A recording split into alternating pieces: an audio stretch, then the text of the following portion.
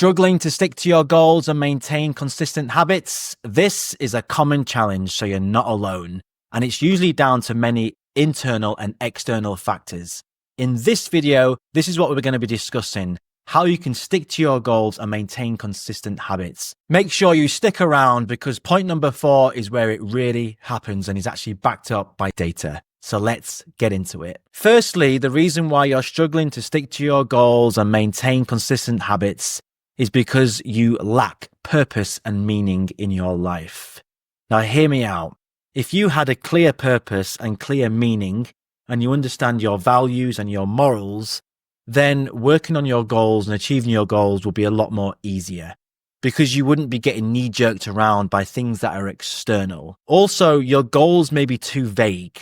So you may have just, for example, said, I want to lose weight. How much? When by? How? These are the sorts of things and the level of detail you need to get into. A common one is, I want to make more money. How much? Here you go. Have £1. There you go. You just made more money. Get specific. And a lot of the time why people don't achieve their goals and they struggling to maintain this consistency is because the goal's too vague. It's not deep enough. It has no real meaning behind it. So revisit your actual goal, get a structure around it, make sure it hits the pain points as to why it's so important for you, but also dig into the what, like what the actual goal is, the how you're actually going to achieve it, the who's involved, and when. So when are you going to achieve it? And diving into that model will help you to build that consistency in and achieve your goals. Up next, you're probably overwhelming yourself. You've set the goal too big, or you've taken too much on and it's becoming too much. And now everything's getting on top of yourself, whether that's work, business, family, relationships, etc. And it's become too much. And you may have set too many goals or too many things, and that's why it's becoming overwhelming and you can't stick to it. But also the goal may be too big.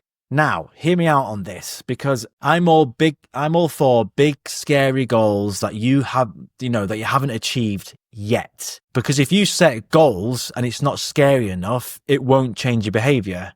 And if your behavior doesn't change, then nothing changes. But look at the actual goal and make sure it's not overwhelming. So just for an example here is, don't try to run a marathon or train for a marathon if you've never run 5K before.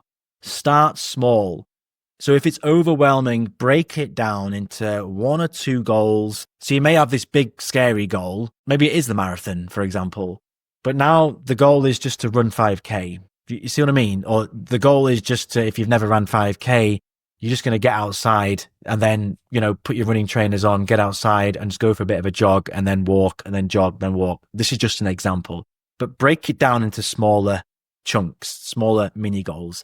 And if you set too many goals, then come back to just 1 or 2 and then put the other ones in the diary, for example, for later on when you want to work on those. Next is emotional or mental barriers. That voice in your head. It's all about the self-talk. So if you set your goals, you set a scary goal. If your mindset is all like, oh, I'll never achieve that.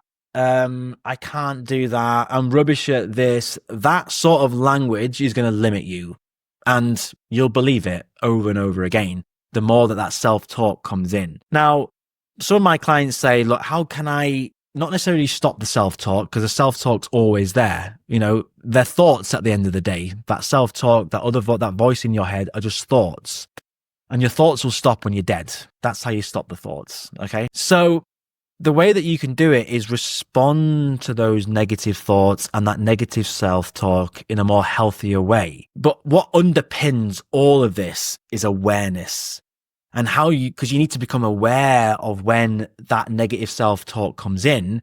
I'm rubbish. I'm a piece of shit. Oh, I can't do that. You see, I told you I couldn't achieve that goal. It's having that level of awareness for when that thought comes in, and then you respond to it in a healthier way. And what underpins all of this is meditation, which I've mentioned on numerous videos on our channel here. The more that you can build in a meditation practice, now this is not like I mentioned on other videos, sat there doing all this. It's just a meditation, 5 minutes, 10 minutes, where you sit on a chair like what I'm doing now and focus on your breath. use an app like the Calm app or the Headspace app, something like that, to help you build in a meditation practice. But what it's going to help do is to become more aware. That's what it's going to do. And if you want to know more information about how meditation has transformed my life, then check out the video up here, and I'll leave a link below about how meditation has completely transformed my life and how it can for you. So make sure you watch that video as well. But when you build that awareness in, then you'll start responding to your negative thoughts, your negative self-talk in a more positive way. And when you say things like, I can't do that, I can't do this, or whatever, just knock the T off, and that can't will become can. And you can start saying to yourself things like, I can, I will, I must. And when you start saying like that to yourself, then you're more likely to work on your goal and get it done and achieve it. And finally, the fourth one, which is backed up by loads of science, is you lack accountability. So we have research on this. And basically, you are 95% more likely to achieve your goals if you have specific accountability appointments with a coach, with a mentor, with a family member, someone who's going to hold you accountable to your goal every single week. They hold you accountable, they ask you how it's going, and they can also ask you to formulate a plan if it's not going so well, and to help you break it down, and also to reflect on it and to find out what's working and what's not working. And when you do that every week, the studies have shown that actually you are 95% more likely to achieve success and achieve the goal. So get a coach, get a mentor, get someone to hold you accountable every single week to that goal. And the studies and the data has shown that you're more likely to stick to it and achieve the goals and be consistent in working towards those healthier habits or whatever habits you're trying to build. So there you have it. That's how you overcome your struggles to sticking to goals and building consistent habits. If you have any other methods, please leave a comment below. Ask us the question. We will get back to you. Don't forget to like the video, subscribe, and we'll see you in the next video.